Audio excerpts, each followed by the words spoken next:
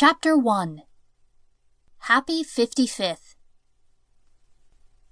The first birthday Nora could really remember was her 6th. A marvelous occasion when she'd been given her first real bicycle, with no training wheels. She'd also eaten half a ton of delicious walnut brownies. The brownies had been her idea.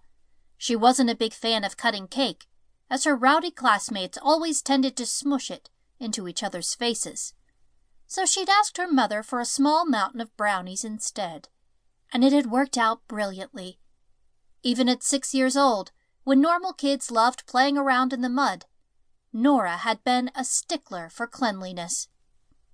A birthday had really meant something back then, an occasion when the shy Nora would blossom and grandly distribute pencils or candy to each of the kids in her class, feeling like a benevolent fairy.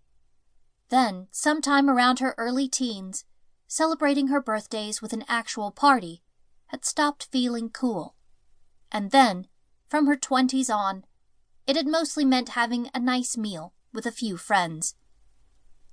It wasn't until her daughters were born that grand birthday celebrations came back into Nora's life again. Decking the house up with streamers and balloons, making all sorts of fancy cakes, hanging up fairy lights. It was all so wonderful. Then first Grace and then Hazel had descended into the chaos of their own teenage years, and, like Nora, they began to think of parties as uncool. Soon enough, parties once again faded out of her life. Now it was her 55th birthday, and Nora was parked outside her house, ready to go in. 25 years. And that pretty red brick house still looked as cozy as it had the day she and Harvey had bought it.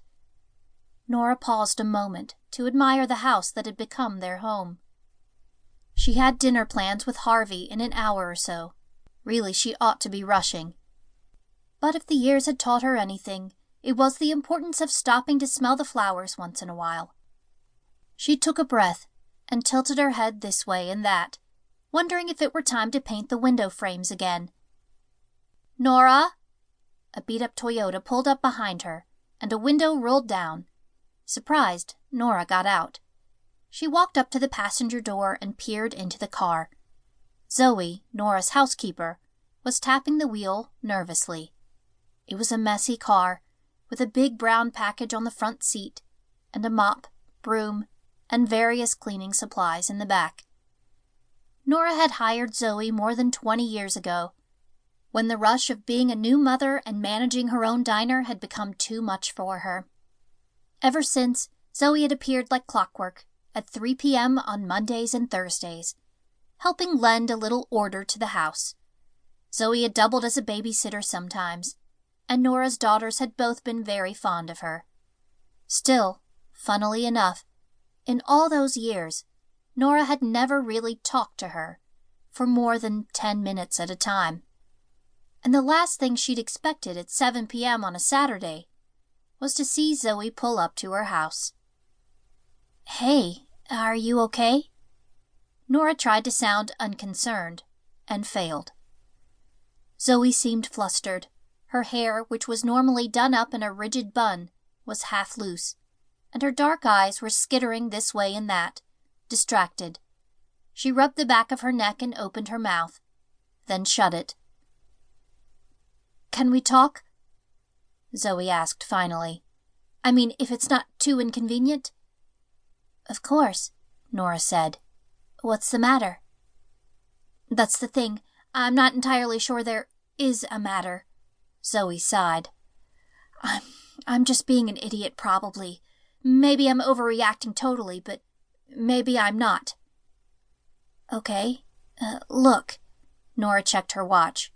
"I have to meet my husband for dinner in an hour, but why don't you come inside for some coffee? We can talk it over." "I don't know." Zoe hesitated, then nodded. "Actually, you know what? I'd like that very much. I think you, of all people, would know the right thing to do. I mean, I don't want to make a fool of myself. I even thought of going to the police, but—" "The police?" Nora's eyebrows hit her hairline. Taking Zoe's elbow, she firmly ushered her to the main door and pulled the storm door open. To keep listening to this audiobook, I've left you a link in the description so you can do it, at no cost thanks to Audible's 30-day free trial.